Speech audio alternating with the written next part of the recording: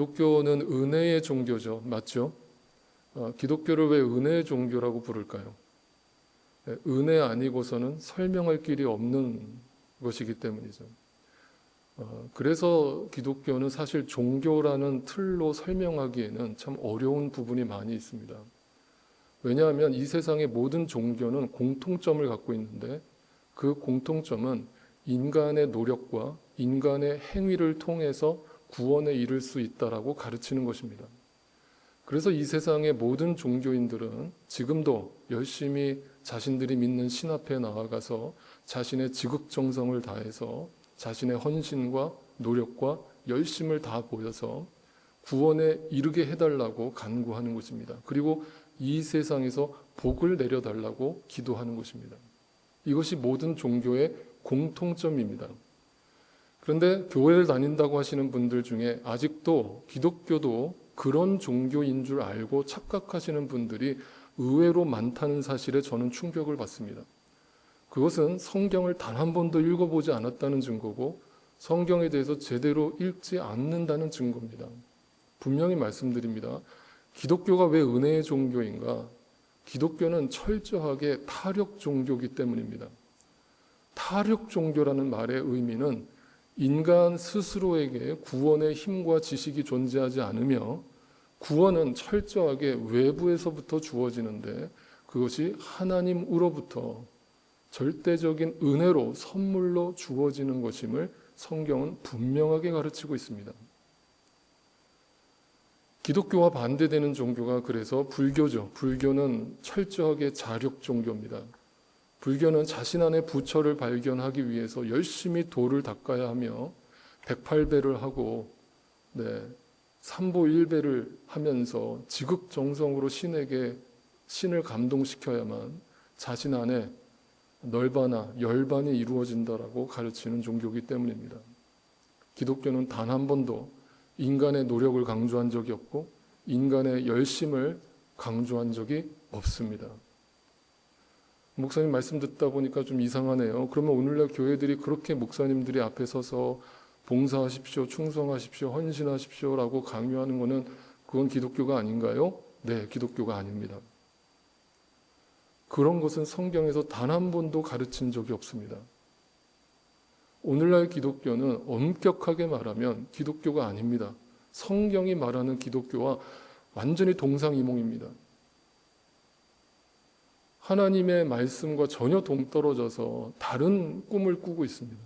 다른 기독교를 만들어 놓고 열심히 믿고 있습니다. 안타까울 따름입니다. 우리는 지금 누가복음을 매주 묵상하고 있습니다. 예수님은 지금 십자가행을 걷고 계십니다. 예수님은 끊임없이 자신이 가는 길에 대해서 제자들에게, 유대인들에게 아주 분명하게 선명하게 가르쳤습니다. 애매하게 가르치신 적 없습니다. 내가 이 땅에 온 목적과 내가 가는 길이 이거다라고 아주 분명하게 가르치셨습니다. 그 길은 예수님의 목적지는 예루살렘이라는 거죠. 그 예루살렘을 왜 가야 됩니까? 거기에 가면 예수님이 이 세상 왕으로 등극하는 장소입니까? 유대인들이 기대했던 것처럼 정치적 메시아로 드디어 등극하는 그 순간을 맞이하는 곳입니까? 그렇지 않습니다. 예수님이 예루살렘에 가시는 이유는 단 하나입니다. 십자가에 달려 죽기 위함입니다. 왜 죽어야 됩니까? 구약 내내 인간에게 율법이라는 걸 주어주고 너희가 하나님 말씀대로 살아야 된다라고 가르쳤지만 인간은 절대적으로 그 하나님 말씀에 순종할 수 없었고 어떤 인간도 이 세상에 어떤 종교 지도자도 자신의 노력과 의지로는 그 하나님의 의에 이룰 수 없었다라는 것이 예수님이 이 땅에 오신 목적입니다. 그래서 예수님이 이 땅에 오셔서 인간들의 모든 죄를 다 짊어지시고 세상 죄를 짊어지고 가는 어린 양이 되어서 십자가에 죽으러 가시는 길입니다. 그걸 위해 이 땅에 오셨고 그 길을 열심히 걷고 계십니다. 그리고 제자들은 그 예수님을 믿고 3년 동안이나 쫓았습니다. 그런데 우리가 누가복음을 통해서 확인했지만 그 제자들은 예수님이 그 십자가 행을 가시는 것을 전혀 이해하지 못했습니다. 성경에서 어떻게 증언하고 있는가를 보시죠. 누가복음 9장 51절로 가봅니다. 예수께서 하늘에 올라가실 날이 다 되었다. 그래서 예수께서는 예루살렘에 가시기로 마음을 굳히셨다. 자신이 이 땅에 오신 목적을 분명히 하기 위해서 그것이 나의 목적지라는 것을 아주 분명하게 가르치고 계십니다. 9장 31절입니다. 그들은 영광에 쌓여 나타나서 예수께서 예루살렘에서 이루실 일, 곧 그의 떠나가심에 대하여 말하고 있었다.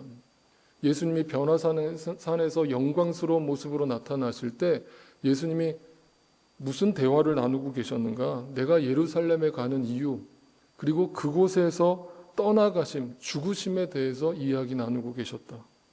자신이 이 땅에 오신 목적을 죽음이라고 분명하게 말하고 계시죠. 13장 33절입니다. 그러나 오늘도 내일도 그 다음 날도 나는 내 길을 가야 하겠다. 예언자가 예루살렘이 아닌 다른 곳에서는 죽을 수 없기 때문이다.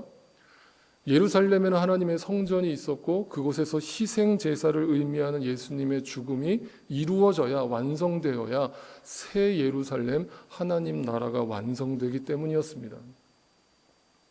그러나 제자들은 이것을 전혀 이해하지 못했습니다. 누가복음 18장 31절입니다.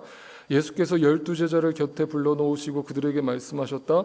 보아라, 우리는 예루살렘으로 올라가고 있다. 인자를 두고 예언자들이 기록한 모든 일이 이루어질 것이다. 이렇게 반복적으로, 지속적으로 내가 이 땅에 온 이유, 예루살렘에 가는 이유, 바로 너희의 죄 때문이에요. 너희의 노력으로는 절대 해결할 수 없는 그 영혼의 죄를 내가 해결하기 위함이야.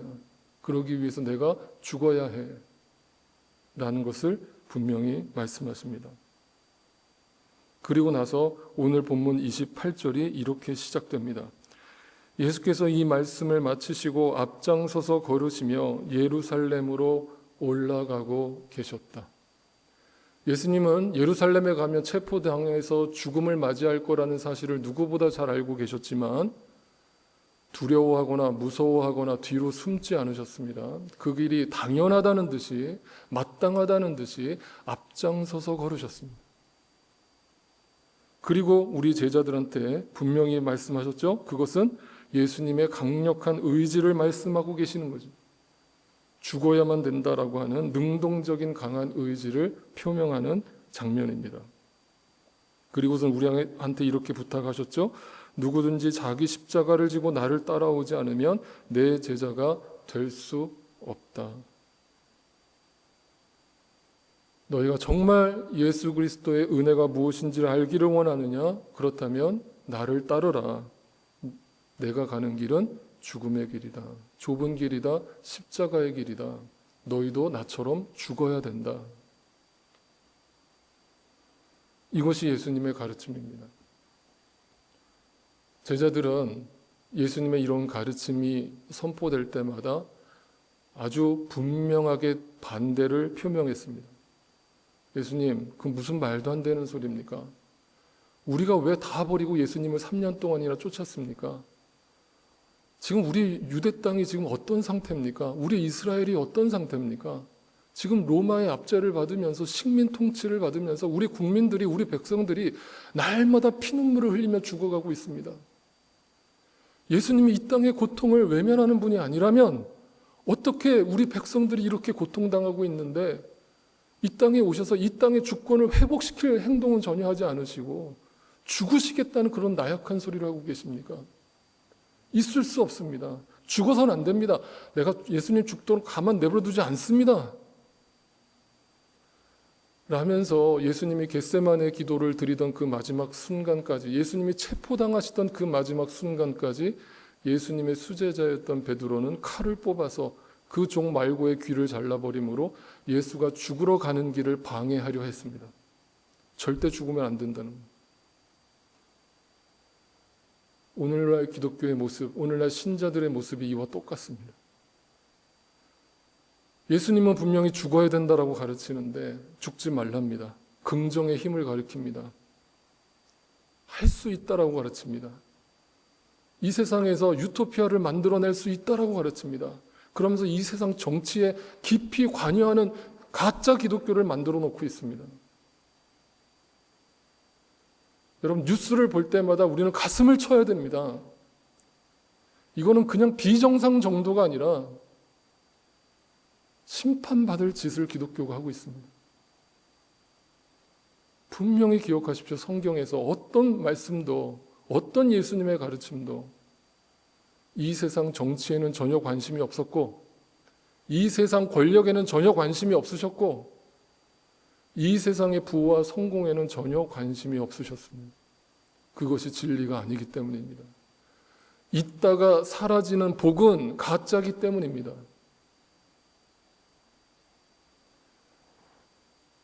그래서 예수님은 지금 예루살렘으로 올라가시는데 그 장면을 좀 유심히 들여다보겠습니다. 어떤 의미를 갖고 있는가?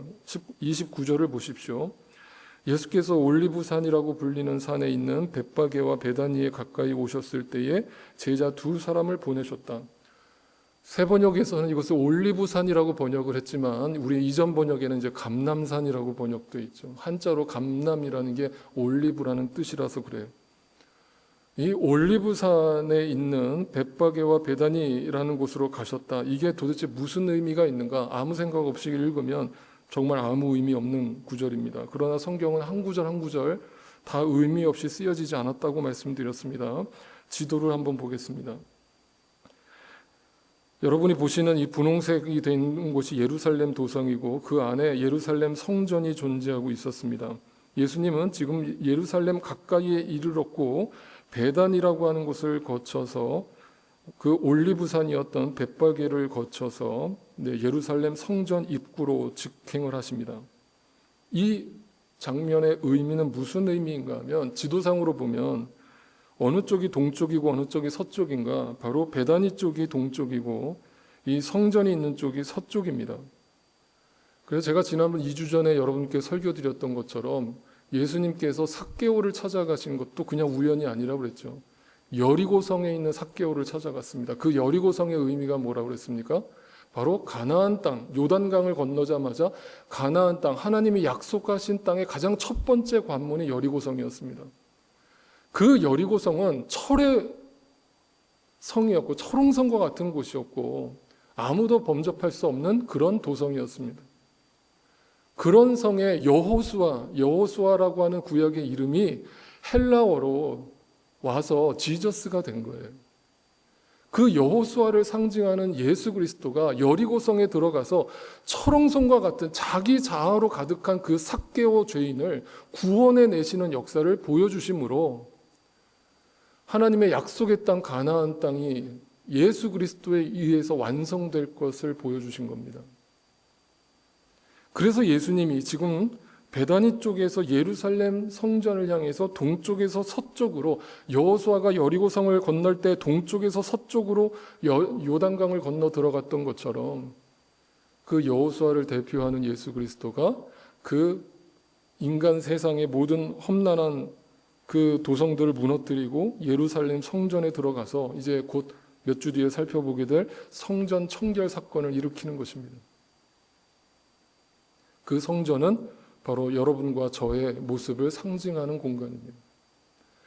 여러분, 기독교는 더 이상 눈에 보이는 성전을 성전이라고 가르치지 않습니다. 성전은 어디에 있습니까? 여러분은 심령, 여러분의 영이 성전입니다. 그러므로 여러분이 어디서 예배해야 됩니까?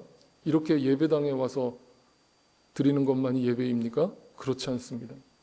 여러분이 주님의 성전이요 여러분 안에 성령 하나님이 계심을 믿으신다면 여러분이 계신 그 삶의 터전 바로 그곳이 땅끝이고 그곳이 하나님께 예배드리는 장소가 되는 겁니다.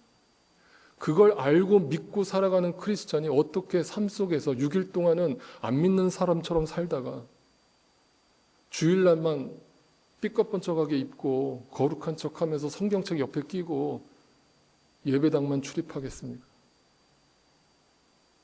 그것은 성경이 가르치는 신자의 모습이 아닙니다. 우리가 다 주님의 성전이에요. 그 안에 예수 그리스도가 들어오신 겁니다.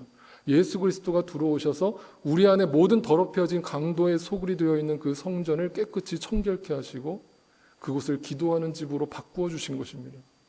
그것이 하나님의 역사고 그것이 믿음인 것입니다. 그걸 오늘 본문이 들려주고 있는 거예요. 지금 예수님은 벳바게에 도착했는데 벳바게와 예루살렘 성전 사이의 거리는 2km밖에 되지 않아요. 1마일입니다. 아주 근접한 거리까지 왔어요. 이제 예수님은 곧바로 예루살렘으로 들어가면 됩니다. 그런데 오늘 본문에서는 예수님이 이 벳바게에서 잠시 멈추시더니 어떤 특이한 행동을 하시는데 뭐라고 명령하십니까? 제자들에게 30절입니다.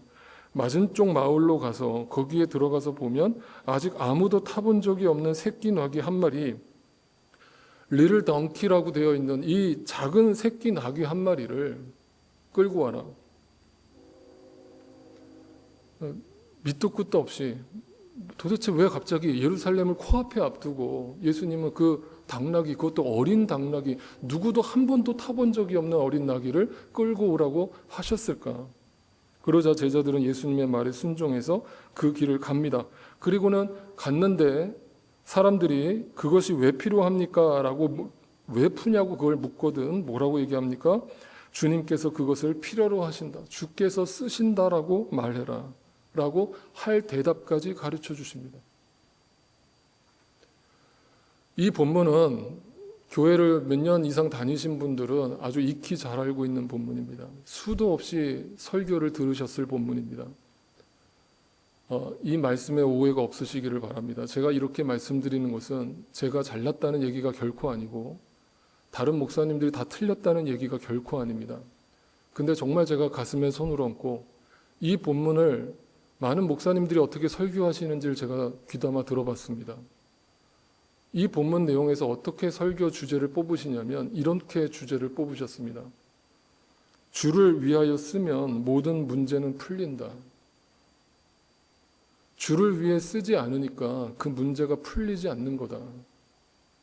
주를 위해서 써라. 주를 위해 헌신해라. 그러면 주께서 다 풀어주신다. 라고 설교하셨습니다. 또는 이렇게 설교하십니다. 제자들처럼 그 어려운 말씀, 말도 안 되는 말씀, 어처구니 없는 그 말씀에 순종해서 그 말대로 살면 반드시 복을 받는다. 라고 설교하십니다. 심지어는 어느 목사님들께서는 그 나귀 주인이 얼마나 황당했겠냐. 갑자기 모르는 사람이, 생판 모르는 사람이 와가지고 자기 어린 나귀 새끼를 끌고 가려고 하니까 얼마나 황당했겠냐. 그런데 그 나귀 주인은 그 황당한 하나님의 명령에 순종하여서 자기 나귀를 헌신하지 않았냐. 이 나귀 주인과 같은 신앙생활을 해야 된다라고 설교하십니다. 심지어 마지막으로 어떤 목사님은 이 나귀를 봐라. 이 나귀가 무슨 힘이 있다고 그 장성한 어른이신 예수 그리스도를 태우고 예루살렘을 걸어 들어가는 이 나귀의 충성과 헌신을 봐라. 우리는 다 이 나귀와 같은 신앙생활을 해야 된다라고 설교하십니다. 저는 충격을 받았습니다. 오늘 본문은 절대로 인간의 헌신과 인간의 노력과 인간의 열심과 인간의 자력으로 예루살렘에 들어갈 수 있다라는 얘기를 전해주는 내용이 아닙니다. 그것은 기독교가 아닙니다. 왜냐하면 제자들은 절대 순종할 수 있는 인간들이 아니기 때문입니다. 많은 분들이 성경을 읽으시면서 이렇게 착각합니다. 적어도 예수님을 3년 동안이나 다 버리고 쫓았던 그 12제자는 대단한 믿음의 소유자가 아니었겠습니까? 라고 착각을 하시는 겁니다. 성경은 절대 그렇게 말하지 않습니다. 성경을 보시죠. 누가복음 18장 34절입니다. 제자들은 이 말씀을 조금도 깨닫지 못하였다. 조금도 무슨 말씀인지 이해하지도 못했고 납득하지도 못했고 믿어지지도 않았다. 그런데 왜 예수님을 계속 쫓고 있느냐? 이유는 하나, 마가복음 10장입니다. 주님께서 영광 받으실 때 하나는 선생님의 오른쪽에, 하나는 선생님 왼쪽에. 예수님, 우리는 당신이 정치적 메시아로 이 땅에 오셨음을 분명히 믿어요. 그래서 다 버리고 쫓았어요. 그러니까 당신이 예루살렘에 들어가셔서 유대인의 왕으로 등극하실 때 우리 제자들 잊지 마시고 하나는 좌의정, 하나는 우의정 시켜주세요. 우리도 예수님 덕 좀 보며 살게 해주세요. 당신은 하나님의 아들 아닙니까? 당신은 할 수만 있다면 이 땅에서 기적도 일으키고 죽은 자도 살리는 능력이 있는 분 아닙니까? 우리한테 복 좀 주세요.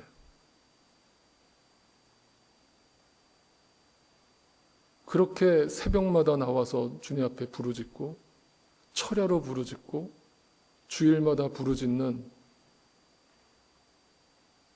교회 다니는 사람들이 얼마나 많은지 모릅니다. 그리고 제자들만이 그랬던 것이 아니라 유대인 또한, 우리 또한 그 예수님이 십자가로 죽으셔야 하는 이유를 전혀 이해하지 못했습니다. 19장 11절입니다. 그들이 이 말씀을 듣고 있을 때 예수께서 덧붙여서 비유를 하나 말씀하셨다. 이 비유를 드신 것은 예수께서 예루살렘에 가까이 이르신 데다가 사람들이 하나님의 나라가 당장에 나타날 줄로 착각했기 때문이다. 그들이 생각하는 하나님 나라는 힘있고 강하고 능력있고 멋있게 나타나는, 이 세상 모든 사람들이 보고 깜짝 놀라서 박수를 칠 그런 위대한 유토피아를 세울 왕으로 예수님을 생각했던 것입니다. 오늘도 그렇게 예수를 따르고 믿는다는 사람들이, 교회들이 너무나 많이 있는 것이 현실입니다. 그렇다면 이 질문을 던집니다. 왜 예수님은 나귀 새끼를 타고 예루살렘에 들어가시려고 하셨는가? 그것이 도대체 뭐가 중요한가? 어떤 의미가 있는가? 예수님의 이 땅에 오셔서 모든 말씀과 행함은 결코 우연이 아니라 다 이미 수천 년 전의 구약 시대를 통해서 수많은 예언자들을 통해서 예언된 말씀을 그대로 실행하신 것에 불과합니다. 다시 말하면 예수님의 이 땅의 삶은 말씀의 실행입니다. 그 말씀의 언약의 실천입니다. 그래서 예수님의 이 모든 행함은 다 예언되어 있던 내용이기 때문입니다. 스가랴 9장 9절로 가보세요. 도성 시온아 크게 기뻐하여라. 도성 예루살렘아 환성을 울려라. 네 왕이 내게로 오신다. 그는 공의로우신 왕, 구원을 베푸시는 왕이시다. 그는 온순하셔서 나귀 곧 나귀 새끼인 어린 나귀를 타고 오신다. 성경을 읽으실 때 자꾸 질문을 하셔야 된다고 제가 여러 번 말씀드렸습니다. 자, 수천 년 전에 구약의 예언자를 통해서 예수 그리스도라는 분이 이 땅에 오시면 반드시 나귀 새끼를 타고 예루살렘에 들어가서 죽으실 거야. 그분은 왕이시기 때문에, 진정한 메시아이기 때문에 그렇게 너희에게 나타나실 거야 라고 예언했습니다. 그렇다면 도대체 왜 그 예언은 세상 사람들이 왕이라고 부르는 사람들이 그 왕이라는 이름에 걸맞는 적어도 백마를 타고 온갖 휘하찬란한 금은 보석으로 온몸을 휘장하고 그렇게 나타난다라고 예언하지 않았는가? 그 왕의 모습이 우리가 기대했던 왕의 모습과 전혀 다르다는 것을 우리는 성경을 통해서 확인하게 됩니다. 생각해 보십시오. 여러분, 2000년 전에 메시아라고 하는 하나님의 아들이라는 분이 어린 나귀 새끼, 애들도 타지 않는 그 어린 나귀 새끼를 다 큰 어른이 타고 그 예루살렘을 입성하는 그 모습을 한번 상상해 보십시오. 그 자체가 코미디 아닙니까? 비웃음거리 아닙니까? 누가 그 사람을 세상의 왕으로 봅니까? 누가 그 사람을 이 땅의 유토피아를 이루어줄 정치적 메시아로 기대합니까? 그런데도 사람들은 호산나 호산나 하고 찬양을 하고 난리부르스를 쳤습니다. 왜 그랬습니까?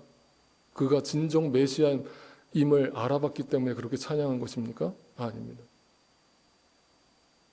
예수님이 이 땅에서 보여준 수많은 이적과 기적을 보고 자신들의 문제를 해결해 줄 수 있는 그 정치적 메시아로 예수님을 오해했기 때문에 잘못된 찬양을 부른 것입니다. 여기서 우리는 한 가지 분명한 사실을 알게 되죠.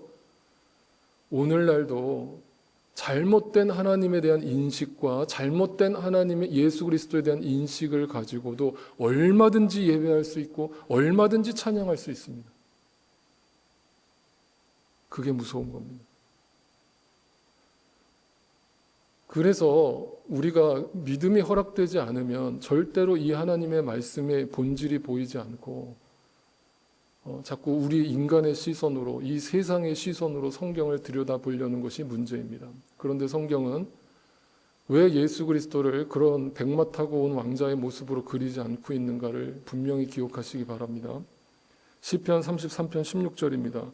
군대가 많다고 해서 왕이 나라를 구하는 것이 아니며 힘이 세다고 해서 용사가 제 목숨을 건지는 것이 아니다. 여러분, 한 번만 생각해 보십시오. 우리는 역사를 통해서 배워야 됩니다. 인류 역사에서 가장 많은 땅을 차지했던 나라가 있었습니다. 그 제국이 헬라 제국이었습니다.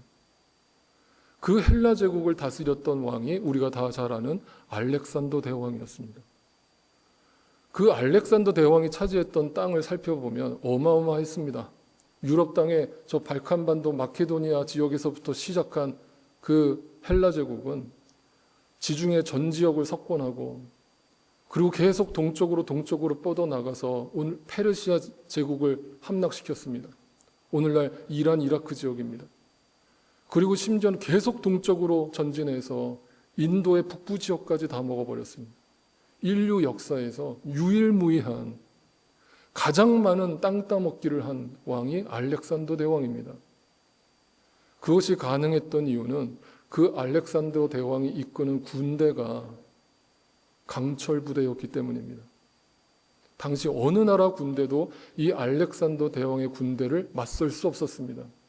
그들은 가는 곳마다 연전연승을 했고 말 그대로 천하무적이었습니다. 그런데 그 천하를 호령하던 알렉산더 대왕이 몇 살에 죽었습니까? 33세 죽었습니다. 왜 죽었습니까? 행군하다가 열병에 걸려서 죽었습니다. 허무하지 않습니까? 우리는 역사를 통해 배워야 됩니다. 왜냐하면 역사는 반복되기 때문입니다. 그렇게 허무하게 살다간 알렉산더 대왕의 이야기를 읽으면서도 오늘 우리는 아이들한테 이렇게 가르칩니다. 세상에서 일단 성공해야 된다. 잘 살아야 된다. 명예가 중요하다. 행동거지 똑바로 해라. 책 잡힐 일 하지 마라. 전혀 성경을 읽는 신자의 부모의 가르침이라고는 할 수 없는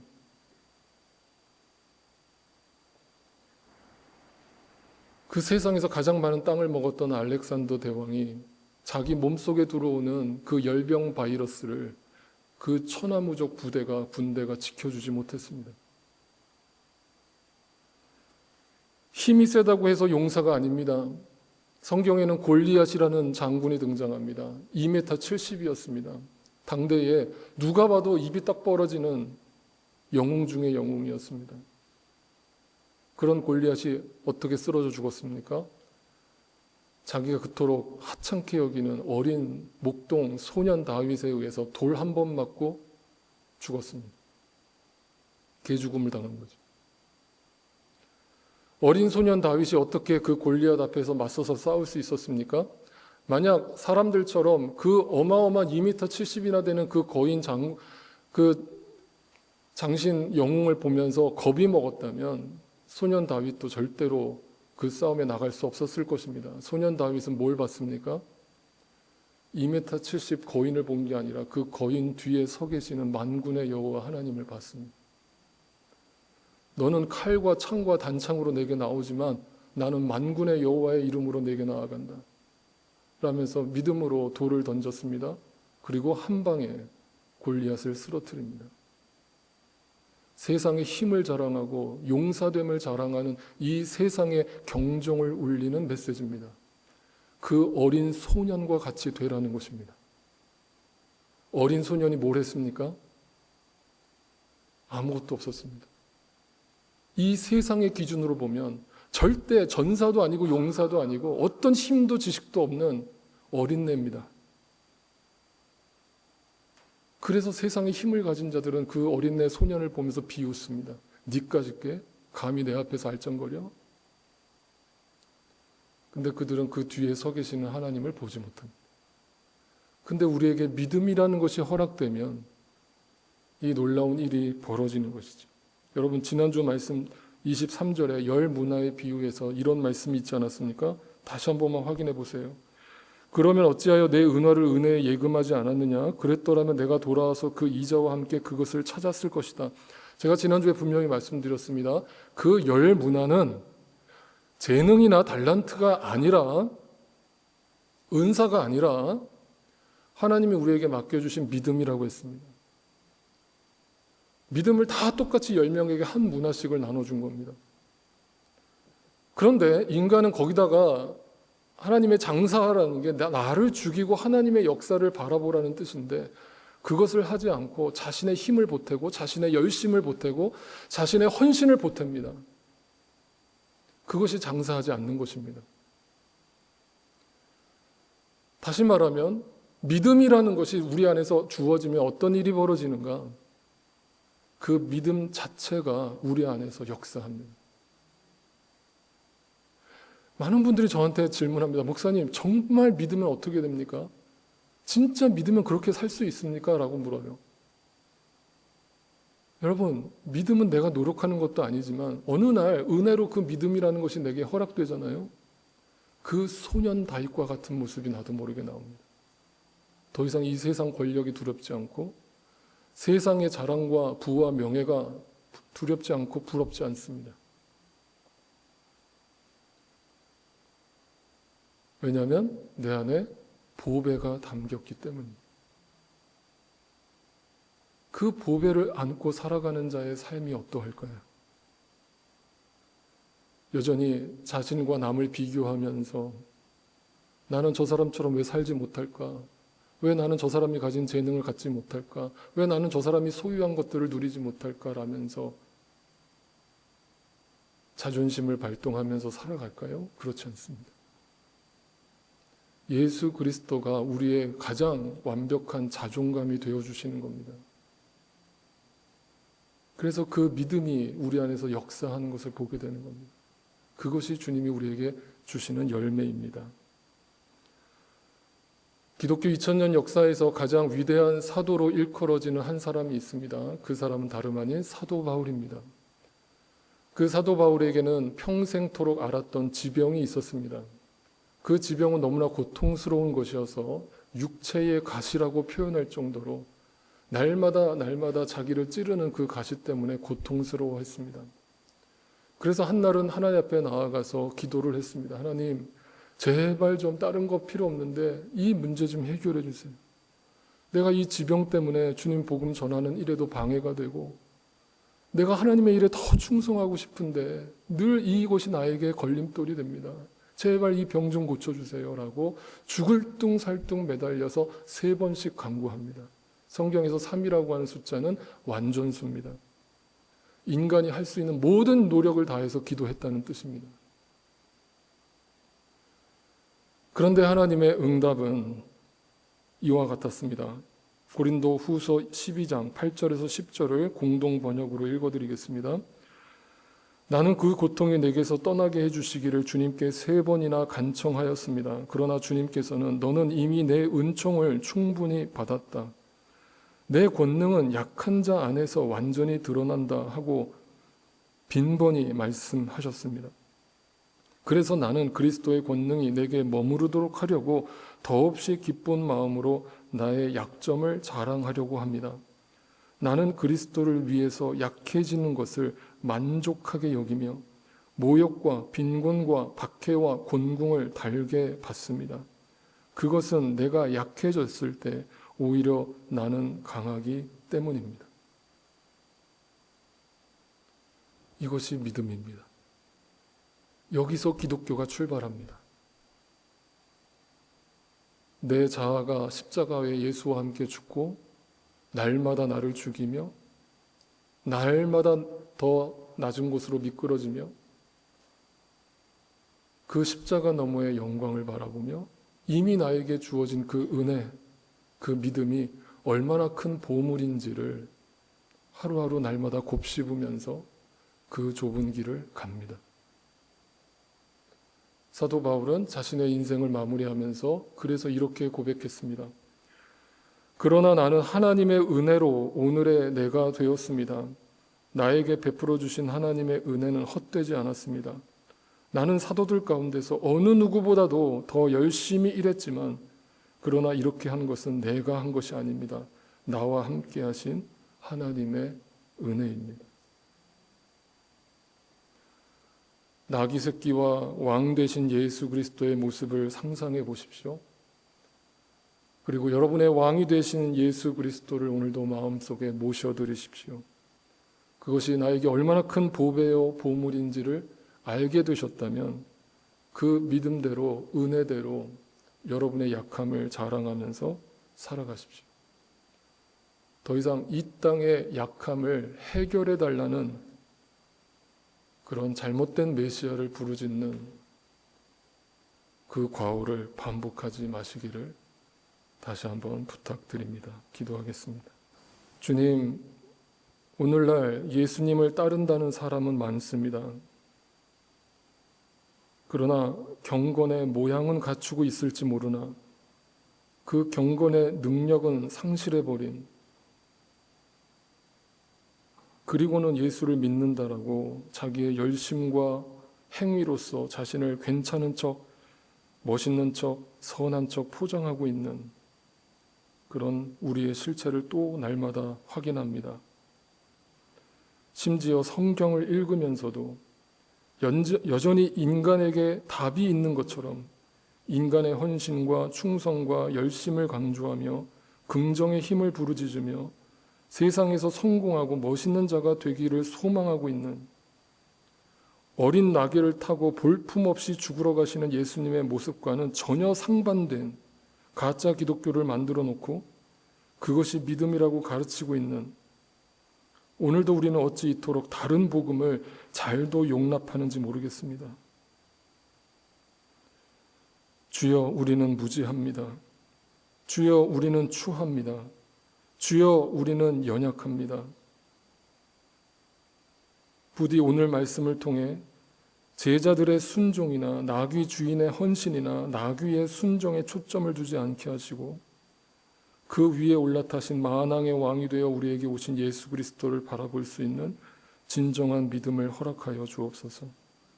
그리하여 어떤 상황 속에서도, 어떤 고난 속에서도 나를 낮추며 날마다 죽으며 나를 죽게 하실 때에 그 은혜를 찬양하며 고백하는 저희 모두가 되게 하여 주옵소서. 우리 구주 예수 그리스도의 존귀하신 이름으로 간절히 기도드립니다. 아멘.